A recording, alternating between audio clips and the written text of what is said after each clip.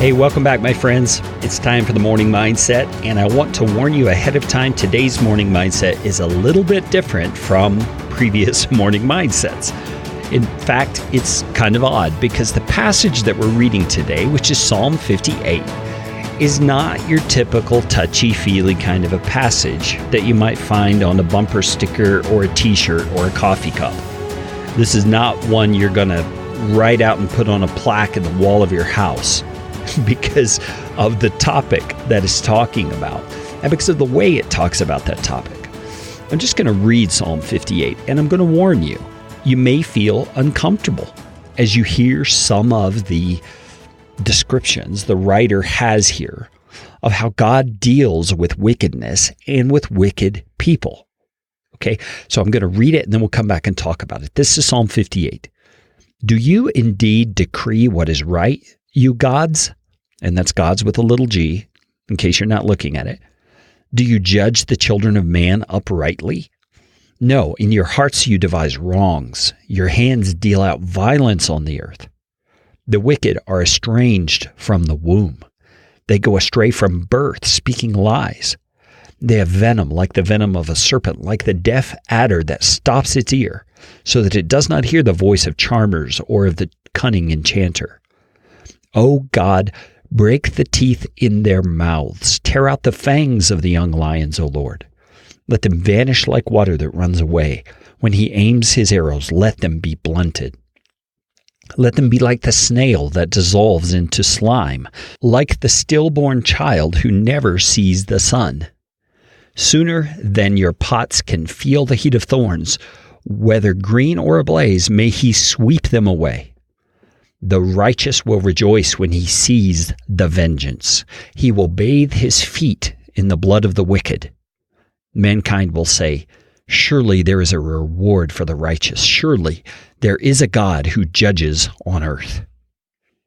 Now that's a pretty harsh sounding passage, isn't it? There's some things in there that sound pretty gross. I mean, like bathing your feet in the blood of the wicked. And I think what goes against our feelings almost immediately is this sense of vengeance that we feel in this passage. The writer is somewhat delighting in the fact that God is going to give the wicked what is coming to them.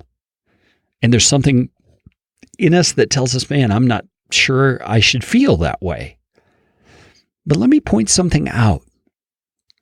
We often, and I'm saying often on purpose, we often align our emotions with people rather than aligning our emotions with God. Now, I'm not saying we shouldn't be loving to people. I'm not saying we shouldn't be compassionate toward people, even those who are wicked, because they are deceived by our enemy, right? That's why they're wicked. But this passage is pointing out that God's glory and God's view of the world, which is a righteous view, is more important, takes higher priority and precedent than the good treatment of human beings. You see, there's a priority here that we have to get straight in our hearts. God is the one who has been offended most in all of history because he has arranged the world to bring about good and to give glory to himself and to do good for people. And yet wickedness has come in and has subverted that purpose. Not permanently, for sure, because God is going to come and he's going to set all things right. And that's part of what this psalm is pointing out to us, that when that time comes, that God sets things right, it will be done according to the severity deserved by those who have done the wicked, because wickedness is an offense against God himself. And so, my friends, I don't think this passage is telling us to become all vengeful and angry and one to be judge, jury, and executioner over people who we see to be wicked. I think what this psalm is trying to teach us is to view our God and his glory as much more important than the feelings or even the existence of other people.